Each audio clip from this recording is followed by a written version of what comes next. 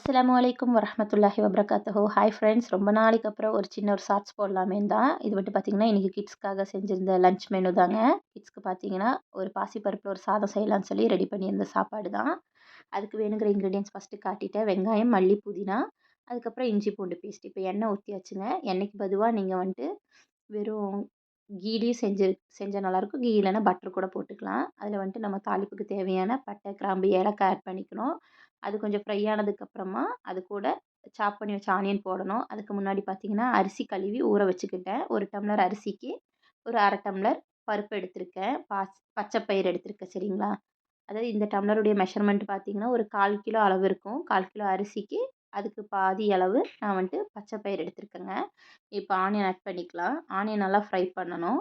நல்லா ஃப்ரை பண்ணி அந்த கண்ணாடி பதம் வரும் இல்லைங்களா? அந்த பதம் வர வரைக்கும் நம்ம நல்லா ஃப்ரை பண்ணிவிட்டு, அதுக்கப்புறமா ஜிஞ்சர் கார்லிக் பேஸ்ட் இஞ்சி பூண்டு விழுது சேர்த்து அதையும் நல்லா ஃப்ரை பண்ணிக்கணும். அதுக்கப்புறமா நம்ம எடுத்து வச்சிருக்கக்கூடிய மல்லி, புதினா இருக்கு இல்லைங்களா? அதை வந்துட்டு நல்லா போட்டு அதையும் ஃப்ரை பண்ணிக்கலாம்.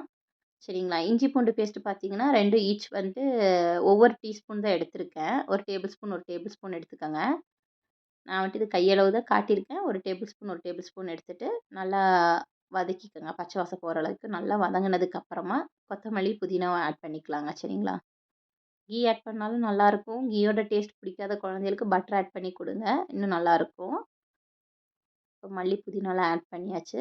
நல்லா அது வதங்குனதுக்கு அப்புறமா தண்ணி ஊற்றிக்கலாம். தண்ணியோட குவான்டிட்டி பார்த்தீங்கன்னா, என்னோட மெஷர்மெண்ட் படி அது 1 1/2 டம்ளர் அரிசியும் பருப்பும் சேர்ந்து 1 1/2 டம்ளர் எடுத்திருக்கேன். நான் 3 1/2 டம்ளர் அளவு தண்ணி வச்சுருக்கேன். இதே டம்ளருக்கு 3 1/2 டம்ளர் அளவு தண்ணி வச்சுருக்கேன். தேவையான அளவு உப்பு சேர்த்து நல்லா ஒரு கொதி வந்துரட்டுங்க. கொதி வந்ததுக்கப்புறமா நம்ம ஊற வச்சிருக்கக்கூடிய அரிசி, பருப்பு இருக்கு இல்லைங்களா? பச்சை பயிரும், அரிசியும் ஊற வச்சது அத வந்துட்டு இதில ஆட் பண்ணிக்கலாம். ஆட் பண்ணி விசில் விட்டு எடுத்துக்கலாங்க. இந்த ரைஸோட டேஸ்ட் பார்த்தீங்கன்னா, நம்ம குஸ்கால வைப்பாங்க இல்லைங்களா?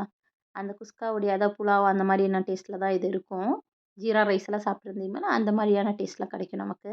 இதுக்கு சைட் டிஷ் பார்த்தீங்கன்னா, முட்டை மசால் வச்சுக்கலாம். இல்ல நான்வெஜ் ஏதாச்சும் கிரேவி வச்சிருந்தாலும் நல்லாயிருக்கும். பன்னீர் பட்டர் மசாலா நல்லாயிருக்கும். நான் வந்துட்டு இன்னைக்கு குழந்தைகளுக்கு வந்துட்டு முட்டை மசால் பண்ணியிருக்கேன். அது கூடவே புதினா சட்னியும் பண்ணியிருந்தேன். இப்போ நான் இதில முட்டை மசால் மட்டும் தான் வச்சு காட்டியிருக்கேன். நல்லா டேஸ்டியான, யம்மியான ஒரு ஹெல்த்தியான ஃபுட்ட கிட்ஸ்க்கு வந்துட்டு கொடுத்ததுல வந்துட்டு நல்லா நல்லா நமக்கு ஒரு மன நிறைவா இருக்கும். இன்ஷா அல்லாஹ் கண்டிப்பா இதே மாரியான ரெசிபீஸ வந்துட்டு தொடர்ந்து அப்லோட் பண்ண ட்ரை பண்றேன் இன்ஷா அல்லாஹ். சாப்பாடு பாருங்க நல்லா சாஃப்ட்டாவும் நல்லா என்ன சொல்றது? பார்க்கவே நல்ல ஒரு யம்மியா இருக்கு. தேங்க்ஸ் ஃபார் வாட்சிங்.